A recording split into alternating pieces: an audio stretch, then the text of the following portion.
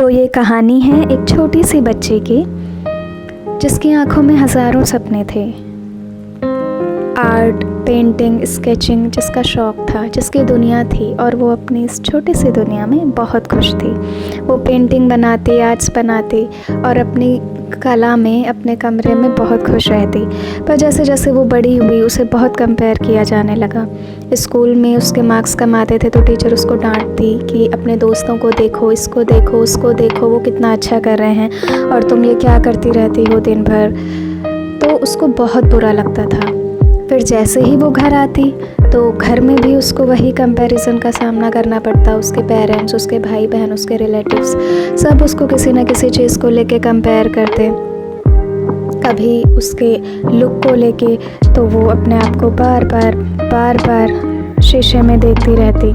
कभी उसके कपड़ों को लेके, कभी उसके बात करने के तरीके को लेके, कभी बालों को लेके, बहुत चीज़ों से उसे कंपेयर करते।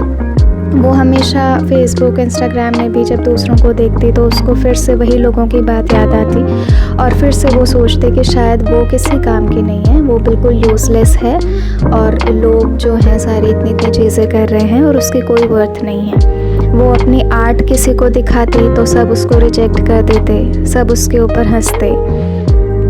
उसने अपना इंस्टा पे और फेसबुक पे पेज भी बनाया था। वो वहाँ पे बार बार अपने आर्ट्स को देखते कि कोई उसको पसंद कर रहा है कि नहीं, क्योंकि अब वो वैलिडेशन ढूंढने लग गई थी। जो चीज़ उसको लोगों में नहीं मिल रही थी वो उसको ऑनलाइन ढूंढ रही थी। बट वहाँ पे भी उसको इनिशियली बहुत रिजेक्शन मिला, क्योंकि अभी पहली बार वो ये सब चीज़ें कर रही थी तो उतना उसको लग रहा था कि वहाँ पे उसको बहुत ऐसा मिलेगा रिस्पॉन्स। बट अनफॉर्चुनेटली वहाँ पे भी उसको उतना नहीं सपोर्ट लोगों का मिला और रियल लाइफ में भी उसको नहीं वो चीज़ मिल रही थी और रील में भी, इवन ऑनलाइन जो वर्ल्ड है वहाँ पे भी उसको उतना वैलिडेशन नहीं मिल रहा था। तो वो बहुत टूट गई थी। उसने अपना आर्ट पेज डिलीट किया। वो अपना बंद कमरे में रोती थी। हमेशा लोगों की बातें उसके कानों में गूंजती रहती और वो खुद को बहुत अकेला और बहुत टूटा हुआ महसूस करती। उसका सेल्फ कॉन्फिडेंस पूरी तरह मर चुका था, ख़त्म हो चुका था और उसने सोच लिया था वो किसी काम की नहीं है। दिन बीतते गए, वो थोड़ा बड़ी हुई, वो अपने में ही रहने लगी थी। उसने मान लिया था कि अब उसका कोई ऐसा इम्पोर्टेंस है नहीं, अब बस उसको अपने दिन निकालने। बट जैसे जैसे वो बड़ी हुई उसने देखा कि ये प्रॉब्लम सिर्फ उसकी नहीं है बल्कि सबकी है। वो देखती है कि हर कोई बस वैलिडेशन ढूंढ रहा है और उससे अपनी सेल्फ वर्थ को एनालाइज कर रहा है। फिर उसको समझ में आता है कि आप कुछ भी कर लो, आप हर किसी को सेटिस्फाई नहीं कर सकते और दुनिया चाहे कैसे भी कंपेयर करे, कुछ भी करे, लाइक करे, नहीं करे, आपको उससे फ़र्क नहीं पड़ना चाहिए। तो उसको फिर दोबारा अपने काम से प्यार होता है। अब वो सोच लेती है कि मुझे अपने काम में बेस्ट बनना है, उसके बाद कोई उसको लाइक करे, नहीं करे, अब उसको उससे कोई फ़र्क नहीं पड़ता। वो वापस अपनी पेंटिंग उठाती है, आर्ट्स उठाती है, वापस से अपने काम को स्टार्ट करती है और उसके बाद जब उसको इन सब चीज़ों की क्लैरिटी मिलती है कि कंपैरिजन, वैलिडेशन ये सब सिर्फ और सिर्फ मतलब दुश्मन है। अगर हमने इनको अपने ऊपर हावी होने दिया तो कंपैरिजन किल्स अस।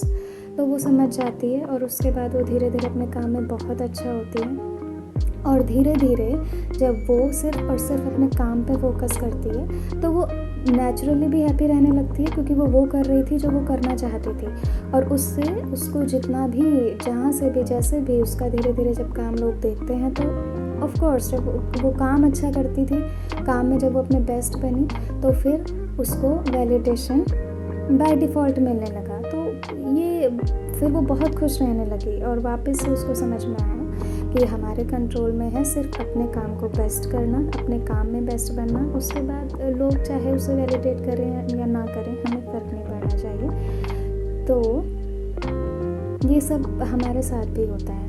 हम भी बहुत बार चीज़ों को उस तरीके से ले लेते हैं जैसा हमें नहीं लेना चाहिए और फिर हम सेल्फ डाउट में और गिल्ट में चले जाते हैं।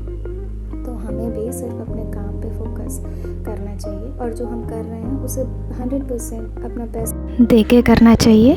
So do your best and leave the rest and never ever compare. कभी कंपेयर नहीं करना चाहिए। सो मिलते हैं नेक्स्ट स्टोरी में, तब तक के लिए बाय बाय।